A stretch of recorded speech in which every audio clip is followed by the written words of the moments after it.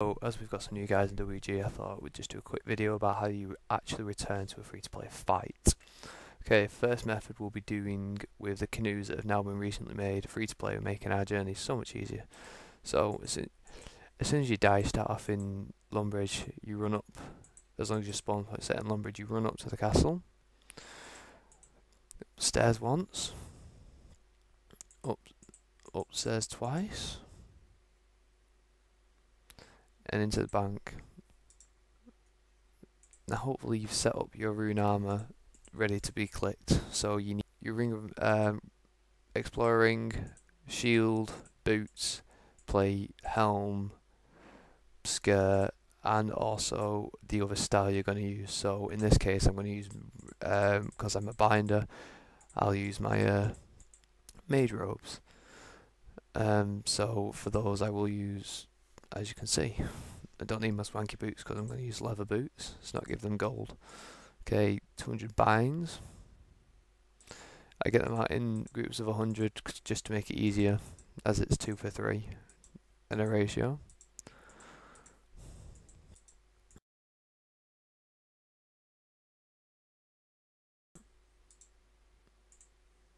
Okay, and then get out my strength potion. You can rearrange it afterwards, but I prefer to do it before. Get out your staff of tanking staff. Now after that, all you need is food. I bring one swordfish just for the hell of it. You know, it's quite easy in case you get somebody just randomly hits you. Okay, then we go back down the castle. Now, some of you who've been playing for a while might wonder if I'm using the canoes, why I've not got an axe. I'll show you why in a minute. The canoes are now free to play as well, so we don't need to hop anymore. This is the fastest way for a free to play fight, definitely. The most convenient one.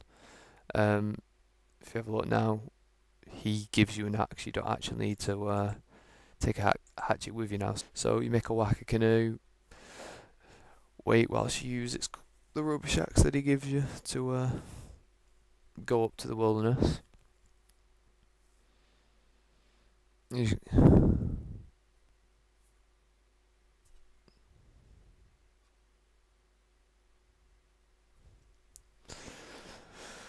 Took me a while this one, but sometimes it'll be faster than others.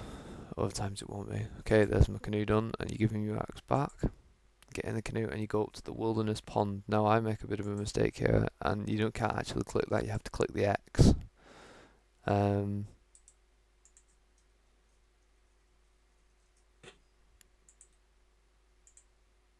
Right, so you come out at level 35. The moss giants from here. You just need to run north. For 10 levels or so. Just keep running off until you see the spiders. If you really don't know where you're going, if you just look east a little bit, then there is the lava and you can follow it around through gap. There's the spiders. Run through the past the spiders. I wouldn't suggest you go on the hill with the spiders because they will hit you. What's the point of wasting food? In this case I've got my quick prayer set to protect item plus protect melee. Of course you change these depending on what styles they're using. If they've got more ranges, then we'll put protect range on. But for free to play, it's more than likely going to be a thing. So in this case, I think the bounds are tree to tree. So there's one of the trees. And here, just over this plate, is the other tree. So you've got to stay in these biomes usually. The rocks I've just walked past there are quite often used for tanking, and if you can hug people around the rocks as you go along. And just further on down here is the greater demons. Okay, this is the second route up, and this is for using the ancient teleport to go up. Of course you need the ancient spellbook on to do this, which means you're not binding. So I'd only recommend this if you've got over 90 range. Okay, so it's basically the same setup as before. We have to get out our gear. In this case, though, rather than getting mage robes, as I start to do, and then realise my mistake, I think then I'd get out your ranging robes. So in this case, Green D-Hide has this on free to play. Okay, this is a faster method of getting up to Great Demons. However, the downside of this is you can't bind, which binding's the most important thing in a fight like this.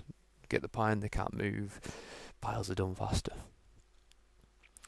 So you can see I just get my D-Hide top body out, maple short bow, 150 adamant arrows. It just gives me enough. I can always pick some up if I need. Staff, and also a strength potion. And other the runes for this spell are 2 bloods and 2 laws, but you will need 90 magic. And in addition to that, you need to hop onto a pay-to-play world. So it gives you a plus minute where you have to change from worlds, and you are going to be logging in on a. Okay, the third method is once again another pay-to-play method, but it's more risky than the other two, and I wouldn't recommend it at all. Okay, same start off. You go to your bank, and you get your gear out. However, this is a pay-to-play method that you can use without using ancients, that you can bring binds. So you're not limited to being a ranger.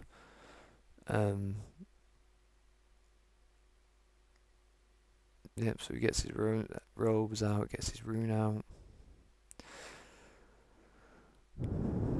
Once again, 300 binds, I believe.